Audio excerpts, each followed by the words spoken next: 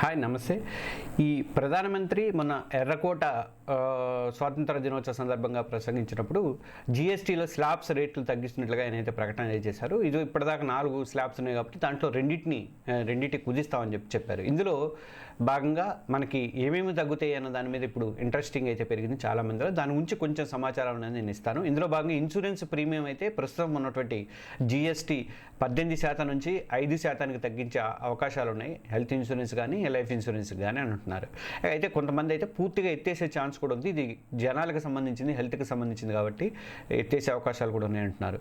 ఇక ఇది కాకుండా మనకి ఎమర్జెన్సీ ఫుడ్ కానీ, మెడిసిన్స్ కానీ, మెడికల్ ఎక్విప్మెంట్స్ కానీ, తర్వాత ఎడ్యుకేషన్కి సంబంధించినటువంటి ప్రొడక్ట్స్ కానీ, నిత్యావసరాలైనటువంటి హెయిర్ ఆయిల్ కానీ, తర్వాత టూత్ బ్రష్లు ఇట్లాంటి కొన్ని వాటిలో అయితే జీఎస్టీ పూర్తిగా ఎత్తేసే అవకాశాలు ఉంది అని చెప్పేసి అని అంటున్నారు. లేదంటే 5% స్లాబ్లో వేసినా సరే అది చాలా తగ్గిపోతాయి, రేట్లు అయితే బాగా తగ్గిపోయే అవకాశం ఉంది. అలాగే మిడిల్ క్లాస్కి ఉపయోగపడేటువంటి ఈ టీవీలు కానీ, ఏసీలు కానీ, ఫ్రిడ్జ్లు కానీ వీటన్నిటి కూడా 18% స్లాబ్లోకి తీసుకొస్తారని చెప్పేసి అని అంటున్నారు.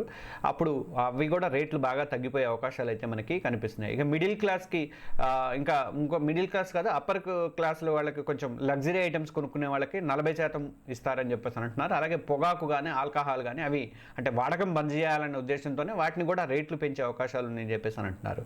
ఇలాంటి మంచి వీడియోలు అందిస్తున్నటువంటి మన తెలుగు జర్నలిస్ట్ ఛానల్ ప్రతి ఒక్కరూ సబ్స్క్రైబ్ చేసుకోండి. పక్కన లైక్ బటన్ ఉంటుంది, లైక్ బటన్ కూడా కొట్టండి. Thank you.